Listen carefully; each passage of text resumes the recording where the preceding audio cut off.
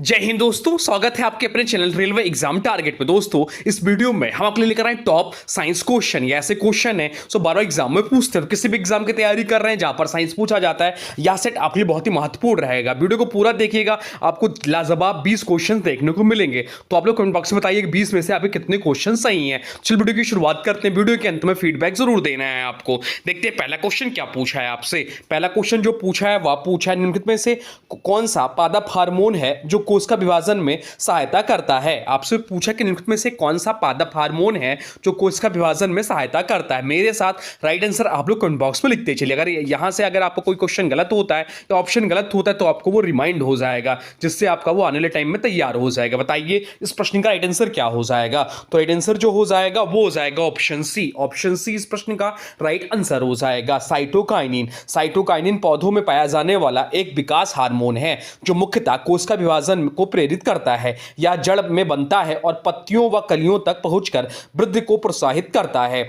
बाकी विकल्पों की बात करें तो ऑक्सिन पौधों में लंबाई बढ़ाने और फोटोटॉपिज्म में सहायता करता है, लेकिन कोशिका विभाजन में नहीं। चलते हैं अगले प्रश्न को देखते हैं। अगला प्रश्न क्या पूछा है आपसे। अगला प्रश्न जो पूछा है वह पूछा है मानव नेत्र के किस भाग पर वस्तु का प्रतिबिंब बनता है। आपसे पूछा है कि मानव नेत्र के किस भाग पर वस्तु का प्रतिबिंब बनता है। बताइए राइट आंसर क्या हो जाएगा। राइट आंसर कमेंट बॉक्स में लिख दीजिए। तो राइट आंसर जो हो जाएगा वो हो जाएगा ऑप्शन बी, रेटिना। रेटिना इस प्रश्न का राइट आंसर हो जाएगा। रेटिना या दृष्टिपटल। रेटिना आंख का वह भाग है जहां वस्तु का वास्तविक उल्टा और छोटा प्रतिबिंब बनता है। इसमें रॉड्स और कोन्स नामक प्रकाश संवेदी कोशिकाएं होती हैं। ये कोशिकाएं प्रकाश संकेतों को तंत्रिका संकेत में बदलकर मस्तिष्क तक पहुंचाती हैं। बाकी विकल्पों की बात करें तो कॉर्निया या प्रकाश को अंदर प्रवेश करने देता है और अपवर्तन करता है। आइरिस की बात करें तो यह पुतली के आकार को नियंत्रित करता है, और पुतली की बात करें तो यह प्रकाश के प्रवेश का द्वार है, प्रतिबिंब नहीं बनता। अब चलते हैं अगले प्रश्न को देखते हैं। अगला प्रश्न क्या पूछा है आपसे। अगला प्रश्न जो पूछा है वह पूछा है लेंस की क्षमता को मापने का एसआई मात्रक क्या है। आपसे पूछा है कि लेंस की क्षमता को मापने का एसआई मात्रक क्या है। बताइए राइट आंसर क्या हो जाएगा। राइट आंसर कमेंट बॉक्स में लिख दीजिए। तो राइट आंसर जो हो जाएगा वो हो जाएगा ऑप्शन सी, डायोप्टर इस प्रश्न का राइट आंसर हो जाएगा। लेंस की क्षमता का एसआई मात्रक डायोप्टर, इसे कैपिटल डी से डिनोट करते हैं। लेंस की क्षमता का सूत्र जो होता है P बराबर 1/f होता है। P बराबर 1/f होता है मीटर में। उत्तल लेंस और अवतल लेंस। उत्तल लेंस जो होता है वो पॉजिटिव पावर होता है, अवतल लेंस में जो होता है निगेटिव पावर होता है। वाट की बात करें तो वाट जो विकल्प में दिया है यह शक्ति का मात्रक है। मीटर की बात करें तो यह लंबाई का मात्रक है, और जूल की बात करें तो यह ऊर्जा का मात्रक है। अब चलते हैं अगले प्रश्न की ओर, देखते हैं अगला प्रश्न क्या पूछा है आपसे। अगला प्रश्न जो पूछा है वह पूछा है मांसपेशियों को हड्डियों से जोड़ने वाले ऊतक को क्या कहा जाता है। आपसे पूछा है कि मांसपेशियों को हड्डियों से जोड़ने वाले ऊतक को क्या कहा जाता है। बताइए राइट आंसर क्या हो जाएगा। तो राइट आंसर जो हो जाएगा वो हो जाएगा ऑप्शन सी, टेंडन या कंडरा उसे बोलते हैं। कंडरा मांसपेशियों को हड्डियों से जोड़ता है। या मजबूत, लचीला और रेशेदार ऊतक होता है जो मांसपेशियों की ताकत को हड्डियों तक पहुंचाता है। इसमें शरीर में गति संभव होती है। इससे जो है शरीर में गति संभव होती है।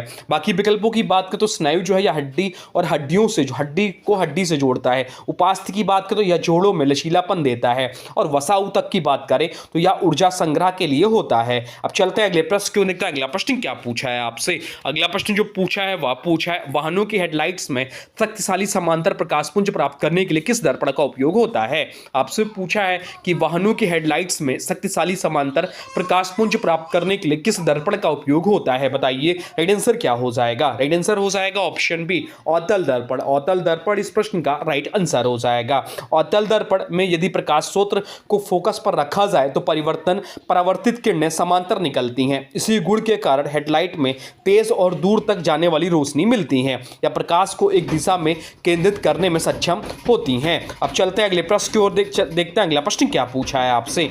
अगला प्रश्न जो पूछा है वह पूछा है मेंडल के आनुवंशिकता के नियम किस पौधे पर किए गए प्रयोग पर आधारित है। आपसे पूछा है कि मेंडल के आनुवंशिकता के नियम किस पौधे पर किए गए प्रयोगों पर आधारित है। बताइए राइट आंसर क्या हो जाएगा। राइट आंसर कमेंट बॉक्स में लिख दीजिए। तो राइट आंसर जो हो जाएगा वो हो जाएगा ऑप्शन बी, मटर इस प्रश्न का राइट आंसर हो जाएगा। मटर, जिसका वैज्ञानिक नाम, मटर के पौधे का वैज्ञानिक नाम क्या है, यह भी एग्जाम में पूछता है। तो मटर के पौधे का वैज्ञानिक नाम जो है पाइजम सटाइवम है। मेंडल ने मटर को इसलिए चुना क्योंकि इसके विपरीत लक्षण जैसे लंबा, बौना, गोल, झुर्रीदार बीज स्पष्ट थे। ग्रेगर जॉन मेंडल को आनुवंशिकता का जनक कहा जाता है। यह भी एग्जाम में पूछता है कि आनुवंशिकता का जनक किसे कहा जाता है। तो ग्रेगर जॉन मेंडल को आनुवंशिकता का जनक, फादर ऑफ जेनेटिक्स कहा जाता है। मेंडल ने वंशानुगत के 3 नियम दिए, प्रभाविता, पृथक्करण और स्वतंत्र अपरिवहन का नियम दिया। अब चलते हैं अगले प्रश्न को देखते हैं। अगला प्रश्न क्या पूछा है आपसे। अगला प्रश्न जो पूछा है वह पूछा है पृथ्वी के केंद्र पर गुरुत्वीय त्वरण जी का मान कितना होता है। आपसे पूछा है कि पृथ्वी के केंद्र पर गुरुत्वीय त्वरण जी का मान कितना होता है, बताइए राइट आंसर क्या हो जाएगा। राइट आंसर कमेंट बॉक्स में लिख दीजिए। तो राइट आंसर जो हो जाएगा वो हो जाएगा ऑप्शन बी, 0 होता है। ऑप्शन बी इस प्रश्न का राइट आंसर हो जाएगा। पृथ्वी के केंद्र पर चारों दिशाओं में गुरुत्वाकर्षण बल समान रूप से लगता है, इसलिए सभी बल एक दूसरे को संतुलित कर देते हैं। इसी कारण केंद्र पर नेट गुरुत्वीय त्वरण जी बराबर 0 हो जाता है। जैसे जैसे हम पृथ्वी के केंद्र की ओर जाते हैं जी का मान धीरे धीरे कम हो जाता है। जी का परिवर्तन जो होता है सतह पर 9.8 मीटर पर सेकंड स्क्वायर होता है सतह पर। ऊंचाई बढ़ने पर जी कम हो जाता है जी का मान, और गहराई पर जी का मान जो हो जाता है 0 हो जाता है। अब चलते हैं अगले प्रश्न को देखते हैं। अगला प्रश्न क्या पूछा है आपसे। अगला प्रश्न जो पूछा है वह पूछा है अमाशय में प्रोटीन के पाचन के लिए कौन सा एंजाइम सक्रिय होता है। आपसे पूछा कि अमाशय में प्रोटीन के पाचन के लिए कौन सा एंजाइम सक्रिय होता है, बताइए राइट आंसर क्या हो जाएगा। राइट आंसर कमेंट बॉक्स में लिख दीजिए। तो राइट आंसर जो हो जाएगा वो हो जाएगा ऑप्शन सी, पेप्सिन इस प्रश्न का राइट आंसर हो जाएगा। पेप्सिन अमाशय में प्रोटीन के पाचन का मुख्य एंजाइम है, या पेप्सिनोजन के रूप में स्त्रावित होता है और HCl यानी कि हाइड्रोक्लोरिक एसिड की उपस्थिति में सक्रिय होकर पेप्सिन बनता है। यह प्रोटीन को छोटे पेप्टाइड्स में तोड़ता है। अन्य विकल्पों की बात करें तो एमाइलेज जो है या कार्बोहाइड्रेट को तोड़ता है, मुख्यतः लार में। लाइपेज की बात करें तो यह वसा का पाचन करता है। ट्रिप्सिन की बात करें तो यह प्रोटीन का पाचन करता है लेकिन छोटी आंत में सक्रिय होता है। अब चलते हैं अगले प्रश्न को देखते हैं। अगला प्रश्न क्या पूछा है आपसे। अगला प्रश्न जो पूछा है वह पूछा है निम्नलिखित में से कौन सी एक अधातु है लेकिन फिर भी वह चमकदार होती है। आपसे पूछा है कि निम्नलिखित में से कौन सा एक अधातु है लेकिन फिर भी वह चमकदार होती है, बताइए राइट आंसर क्या हो जाएगा। राइट आंसर कमेंट बॉक्स में लिख दीजिए। या इंपॉर्टेंट प्रश्न है आपके आने वाले एग्जाम के लिए, इंपॉर्टेंट मार्क कर लीजिए। बताइए इसका राइट आंसर क्या हो जाएगा। राइट आंसर जो हो जाएगा वो हो जाएगा ऑप्शन डी, सी, आयोडीन इस प्रश्न का राइट आंसर हो जाएगा। सामान्यतः अधातुएं धुंधली होती हैं। होता क्या है कि अधातु जो होती हैं धुंधली होती हैं, लेकिन आयोडीन के क्रिस्टल चमकदार होते हैं। या सबलाइमेशन गुण भी दिखाता है, सीधे ठोस से गैस में बदलना सबलाइमेशन का गुण होता है। ग्रेफाइट जो होता है ऑप्शन में दिया है, ग्रेफाइट एकमात्र अधातु है जो विद्युत का सुचालक है। हीरा की बात करें तो हीरा प्रकृति का सबसे कठोर पदार्थ है। और ब्रोमीन की बात करें तो यह भी इंपॉर्टेंट है, ब्रोमीन एकमात्र ऐसी अधातु है जो कमरे के तापमान पर द्रव अवस्था में होती है। अब चलते हैं अगले प्रश्न को देखते हैं। अगला प्रश्न क्या पूछा है आपसे। अगला प्रश्न जो पूछा है वह पूछा है विरंजक चूर्ण का रासायनिक नाम क्या है। आपसे पूछा है कि विरंजक चूर्ण का, ब्लीचिंग पाउडर का रासायनिक नाम क्या है, बताइए राइट आंसर क्या हो जाएगा। राइट आंसर कमेंट बॉक्स में लिख दीजिए। तो राइट आंसर जो हो जाएगा वो हो जाएगा ऑप्शन बी, कैल्शियम ऑक्सीक्लोराइड इस प्रश्न का राइट आंसर हो जाएगा। ऑप्शन बी इस प्रश्न का राइट आंसर हो जाएगा। ब्लीचिंग पाउडर का रासायनिक नाम कैल्शियम ऑक्सीक्लोराइड है, जिसका रासायनिक सूत्र जो होता है वो होता है CaOCl2 इसका रासायनिक सूत्र होता है। इसे chlorine gas plus slagged lime यानी कि CaOH का होल ट्वाइस की अभिक्रिया से बनाया जाता है। इसका उपयोग पानी शुद्ध करने और ब्लीचिंग में किया जाता है। अन्य विकल्पों की बात करें तो सोडियम बाइकार्बोनेट या बेकिंग सोडा है। कैल्शियम कार्बोनेट जो है या चूना पत्थर है, और मैग्नीशियम सल्फेट जो है या एप्सम साल्ट है। अब चलते हैं अगले प्रश्न को देखते हैं। अगला प्रश्न क्या पूछा है आपसे। अगला प्रश्न जो आपका पूछा है वह पूछा है गोलाकार दर्पण जिसकी परावर्तक सतह बाहर की ओर उभरी हुई होती है कहलाता है। आपसे पूछा है कि गोलाकार दर्पण जिसकी परावर्तक सतह बाहर की ओर उभरी हुई होती है कहलाता है, बताइए राइट आंसर क्या हो जाएगा। राइट आंसर जो हो जाएगा वो हो जाएगा ऑप्शन सी, उत्तल दर्पण कहलाता है। ऑप्शन सी इस प्रश्न का राइट आंसर हो जाएगा। उत्तल दर्पण वह होता है जिसकी परावर्तक सतह बाहर की ओर उभरी हुई होती है या आने वाली प्रकाश किरणों को विक्षेपित करता है। इसमें बनने वाली प्रतिबिंब हमेशा आभासी, सीधी और छोटी होती है। इसका प्रयोग वाहनों के पीछे देखने वाले शीशों में किया जाता है। अब चलते हैं अगले प्रश्न को देखते हैं। अगला प्रश्न क्या पूछा है आपसे। अगला प्रश्न जो पूछा है वह पूछा है मानव शरीर में सबसे बड़ा अंग कौन सा है। आपसे पूछा है कि मानव शरीर में सबसे बड़ा अंग कौन सा है, बताइए राइट आंसर क्या हो जाएगा। राइट आंसर कमेंट बॉक्स में लिख दीजिए।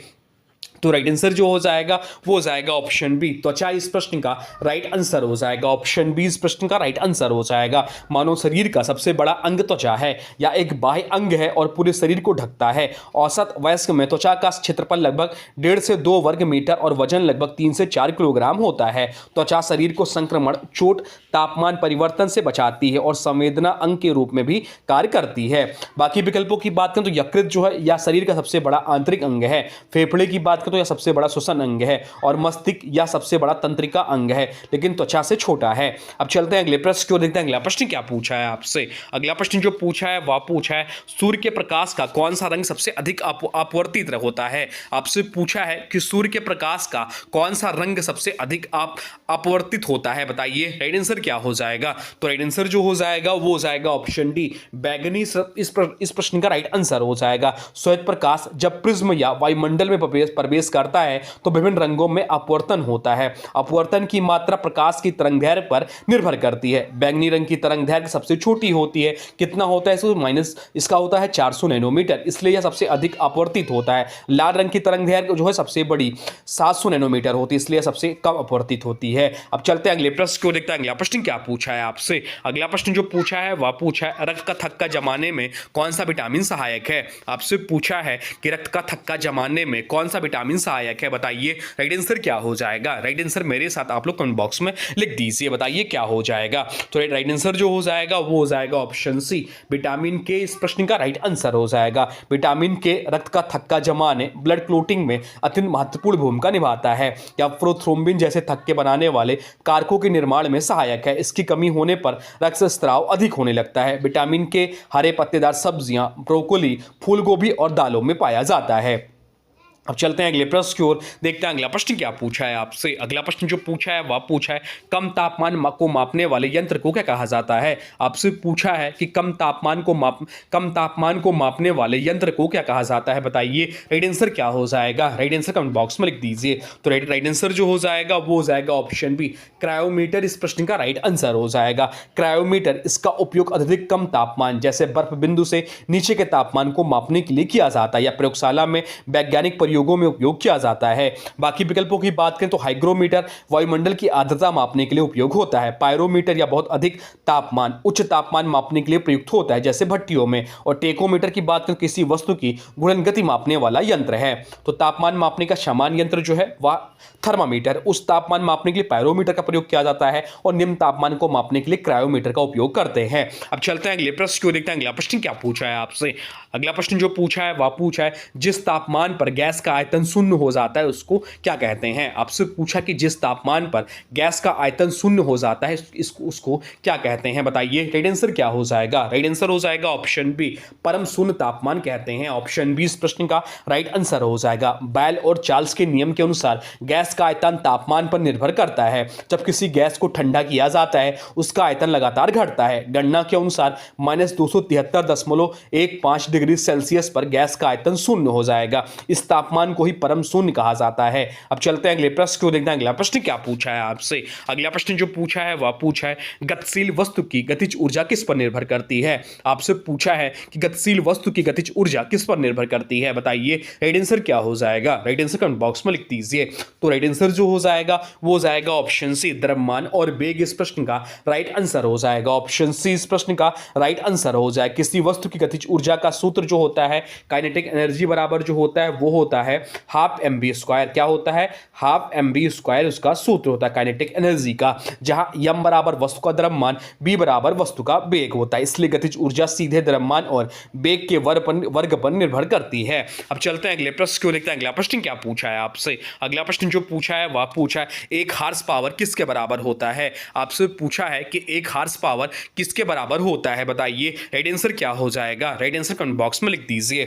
तो राइट आंसर जो हो जाएगा वो हो जाएगा ऑप्शन ए, 746 वाट। 746 वाट इस प्रश्न का राइट आंसर हो जाएगा। 1 हॉर्स पावर बराबर 746 वाट होता है या शक्ति की एक इकाई है जिसे जेम्स वाट ने परिभाषित किया था। या इस विचार पर आधारित है कि एक घोड़ा 1 सेकंड में लगभग 550 फुट पाउंड कार्य कर सकता है। तो 1 हॉर्स पावर बराबर 746 वाट होता है। 1 किलो वाट बराबर कितना होता है, या भी एग्जाम में क्वेश्चन पूछता है। तो 1 किलो वाट बराबर 1000 वाट होता है। अब चलते हैं अगले प्रश्न को, देखते हैं अगला प्रश्न क्या पूछा है आपसे।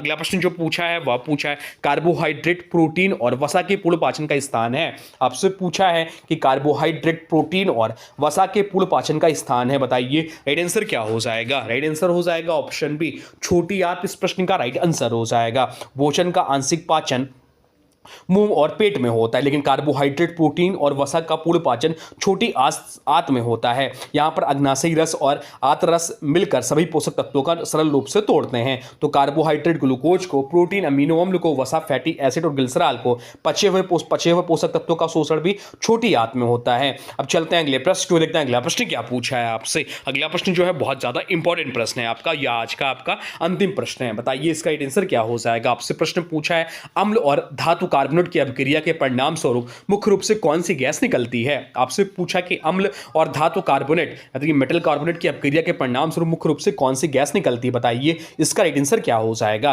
तो जब अम्ल किसी धातु कार्बोनेट से अभिक्रिया करता है तो कार्बन डाइऑक्साइड गैस निकलता है। तो राइट आंसर हो जाएगा ऑप्शन सी। ऑप्शन सी इस प्रश्न का राइट आंसर हो जाएगा। इस अभिक्रिया का सामान्य समीकरण जो होता है वो acid plus metal, acid plus metal, तो क्या बन जाएगा आपको, मेटल कार्बोनेट, तो क्या बन जाएगा आपको, तो आपका जो बन जाएगा वो बन जाएगा आपका salt plus water plus CO2 यानी कि कार्बन डाइऑक्साइड। CO2 गैस निकलने पर फ्रिज या बुलबुले बनते हैं, या पहचान का तरीका है।